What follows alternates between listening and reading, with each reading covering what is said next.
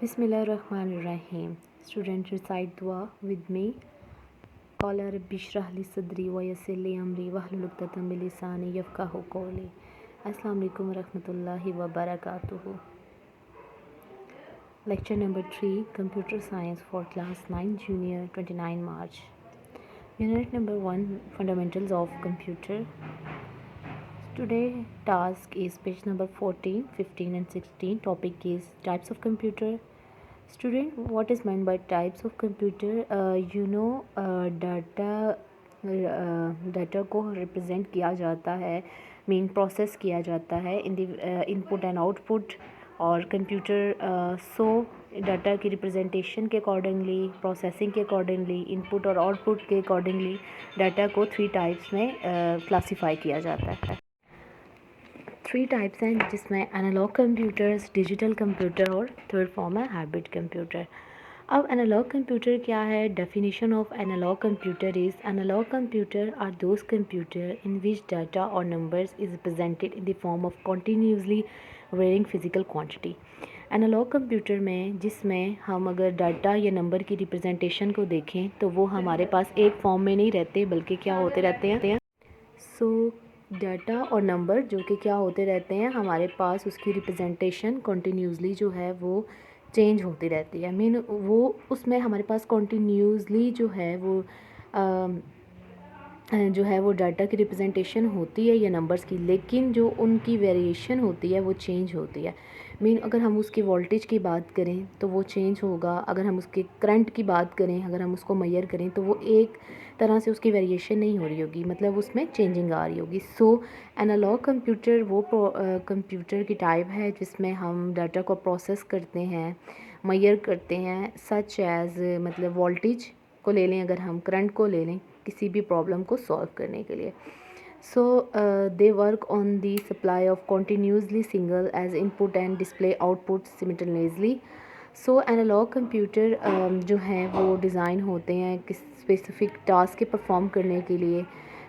इसमें ज़्यादा एक्यूरेसी होती है और इनकी स्पीड जो होती है वो ज़्यादा फास्ट होती है as compare to digital computers. और जिस तरह से हम जो है एनालॉग कंप्यूटर की बात कर लें, जिस तरह से हम रेडियो की एग्ज़ाम्पल ले लें, हम रेडियो को सुनते हैं और वो एनालॉग में ना उसकी वेरिएशन होती है, लेकिन ना उसकी वेरिएशन जो होती है चेंज होती है। अब क्या होता है कि हम उसे सुन रहे होते हैं तो पहले वॉइस सम टाइम हमें बहुत क्लियर सुनने को मिलती है और सम टाइम जो उसकी वॉइस होती है वो हमें डिस्टर्बेंस के अकॉर्डिंगली डिस्टर्ब वॉइस हमें सुनाई देती है। मेन जो वॉइस होती है सम टाइम क्लियर होती है और सम टाइम नॉट क्लियर होती है।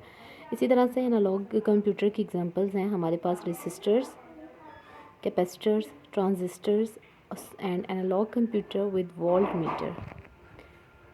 आपको जो है वो फिगर में फिगर 113 में आपको जो है वो फिगर के थ्रू आपको बताया गया है एग्जांपल के अकॉर्डिंगली। टाइप आपके पास है डिजिटल कंप्यूटर। अब डिजिटल कंप्यूटर की डेफिनेशन क्या है? जो डेफिनेशन आपको बताई जा रही है आपने वो स्टिकी नोट पे लिख कर अपनी बुक्स पे अटैच करनी है। Digital computer is a class of device capable of solving problem by processing information in discrete form।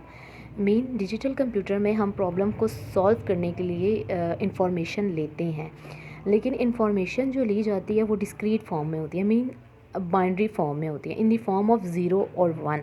0 और 1 जो है इन द फॉर्म ऑफ 0 1 भी कह सकते हैं और ऑन और ऑफ की फॉर्म में भी कह सकते हैं। मीन आपके पास जो है वो डाटा की जो रिप्रेजेंटेशन होगी सम टाइम आपके पास जो है वो बाइनरी डिजिट्स पर डिपेंड करती है और सम टाइम आपके पास in the form of zeros and in the form of 1 होगी। सो डिजिटल कंप्यूटर को जो रिप्रेजेंट किया जाता है बाइनरी डिजिट्स में रिप्रेजेंट किया जाता है। इसको मैनिपुलेट बहुत ज़्यादा फास्ट स्पीड में किया जाता है। जो भी हम डाटा या इंस्ट्रक्शन को फेड करते हैं वो हमारे पास जो है इनपुट डिवाइस के थ्रू फैच होता है और इन द फॉर्म ऑफ 0 और 1। बिकॉज कंप्यूटर जो आपके पास अंडरस्टैंड करता है वो बाइनरी डिजिट्स को करता है विच इज़ 0 और 1। और जो कंप्यूटर कैलकुलेशन परफॉर्म करेगा, जो इंफॉर्मेशन क्योंकि हम प्रॉब्लम को सॉल्व करने के लिए इंफॉर्मेशन लेते हैं डिजिटल कंप्यूटर में, जो कंप्यूटर इंफॉर्मेशन सॉल्व करेगा वो भी आपके पास जो कैलकुलेशन सॉल्व होगी वो भी आपके पास जो है इसी पे डिपेंड कर रही होगी। डिजिटल कंप्यूटर में हम बहुत ज़्यादा जो स्टोर करते हैं और प्रोसेस करते हैं इंफॉर्मेशन को बहुत ही ज़्यादा फास्ट स्पीड्स में, और वो जो रिज़ल्ट प्रोड्यूस करते हैं डिजिटल कंप्यूटर में वो एक्यूरेट होते हैं, रिलायबल होते हैं। अगर हम इसकी एग्जांपल्स की बात करें तो इसकी एग्जांपल्स देखते हैं हम अपनी रियल लाइफ में, जिस तरह से हमारे पास डिजिटल वॉच, हमारे पास लैपटॉप्स हैं, हमारे पास कैलकुलेटर्स हैं, डिजिटल कैमरास हैं। सो ये हमारे पास एग्जांपल्स हैं डिजिटल कंप्यूटर्स की। नेक्स्ट और लास्ट जो हमारे पास टाइप है वो है हाइब्रिड कंप्यूटर। आप हाइब्रिड कंप्यूटर की डेफिनेशन देखते हैं कि क्या है। Hybrid computer is a computing system that combines both the analogue and digital components. Mean इसमें हमारे पास एनालॉग और डिजिटल दोनों की खूबियाँ पाई जाती हैं, और इसमें हम ज़्यादा कम प्रॉब्लम्स वाली कैलकुलेशंस को सॉल्व करते हैं, जो कि हमारे पास लॉजिकल भी हो सकती हैं और न्यूमेरिकल्स भी हो सकती हैं। सो हाइब्रिड कंप्यूटर में हमारे पास solve the difficult mathematical solutions. They perform the difficult mathematical problems. So it can perform the problems by the form of logically and numerically both. सो ये ज़्यादातर जो हमारे पास हाइब्रिड कंप्यूटर यूज़ होते हैं हमारे पास हॉस्पिटल्स में होते हैं, कि हमारे पास ब्लड प्रेशर मेजर करने के लिए, हमारे पास टेम्परेचर मेजर करने के लिए या हार्ट बीट मेजर करने के लिए हम इन्हें जो है हाइब्रिड कंप्यूटर्स को यूज़ करते हैं। So they are use in spaceships, scientific researches, hospital for and for the industrial processes, and this is the combination of both the analogue and digital. So इसमें जो दोनों खूबियाँ पाई जाती हैं एनालॉग की भी और डिजिटल की भी। Next topic is classification of digital computer. अब डिजिटल कंप्यूटर्स को जो है वो क्लासिफाई किया जाता है मेन फ्रेम में, मिनी कंप्यूटर्स में और माइक्रो कंप्यूटर्स में। इन किसको बेस करते हुए, किसको मद्देनज़र रखते हुए, इनके साइज़ को, इनकी स्पीड्स को, इनकी स्टोरेज कैपेसिटीज़ को और जो कि नंबर ऑफ़ यूज़र्स जो है जिनको यूज़ करते हैं वो इनको सपोर्ट करते हैं। सबसे पहले हम बात करते हैं मेन फ्रेम कंप्यूटर। जिस तरह से हम जानते हैं कि मेन फ्रेम कंप्यूटर जो हैं बहुत पुराने कंप्यूटर्स हैं, जो कि बहुत अर्ली यूज़ किए जाते थे, जो कि बहुत ज़्यादा लार्ज थे साइज़ में, जो इलेक्ट्रिसिटी ज़्यादा गेन करते थे, स्पेस ज़्यादा लेते थे और मुश्किल होता था उन्हें मेंटेन करना। अगर वो हमारे पास उनमें कोई प्रॉब्लम आ जाती थी तो उनको डिफ़िकल्ट होता था रिपेयर करना, और ये कंप्यूटर्स जो थे ये ज़्यादा एक्सपेंसिव थे और ये यूज़ होते थे ज़्यादा बड़ी ऑर्गेनाइजेशंस में हम इनको यूज़ करते थे।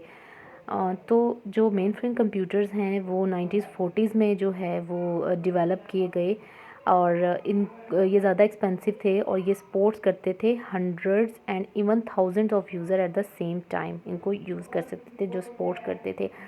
अब ये क्या जो मॉडर्न मेन फ्रेम कंप्यूटर्स थे, जो अगर हम उसको टेक्नोलॉजी के देखें और बिज़नेस में वो ज़्यादा यूज़ होते थे, बैंकिंग में, एजुकेशन सिस्टम में, एयर ट्रैवलेंसेज में, रिसर्च के लिए और अदर मतलब लाइक पब्लिक और प्राइवेट ऑर्गेनाइजेशंस में इनको यूज़ किया जाता था।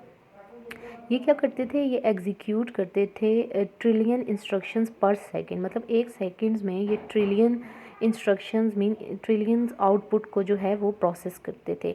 और अगर हम इसकी एग्जांपल्स देखें तो हम IBMs ले लेते हैं, enterprise EC12, EC196, HP series, HP integrity, Superdome. Main frame computer जो है वो आपको पिक्चर में भी दिखाया जा रहा है, जो कि क्या है बहुत ज़्यादा लार्ज है साइज़ में, और जो बहुत ज़्यादा स्पेस जो है वो इंक्लूड करता है, जिसमें हमें ज़्यादा स्पेस चाहिए होती है। और ये बहुत अर्ली कंप्यूटर्स थे जो यूज़ किए जाते थे, और ये जो थे वो एक्सपेंसिव भी थे, ज़्यादा पावर लेते थे, मीन ज़्यादा वोल्टेज लेते थे, ज़्यादा इलेक्ट्रिसिटी कंज्यूमिंग थे।